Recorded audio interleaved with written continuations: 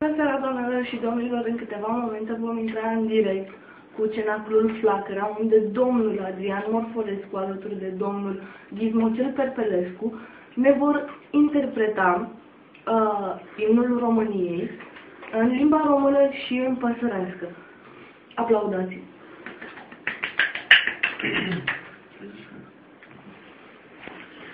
Deșteaptă-te, române, de pe și pe, tepe, apa, tăpă, tepe, ropo, mupânepe. Din somnul cel de moarte, lipinul pă, topo, mupânul pulă pă, cepelă pă de pe, mopo, apară pă, tepe. În care te-adâncilă, până pă, capare pe, tepe, apadă până pă, cipiră pă. Barbarii de tirani. Bapară pă. Serios? Bapară pă, baparii.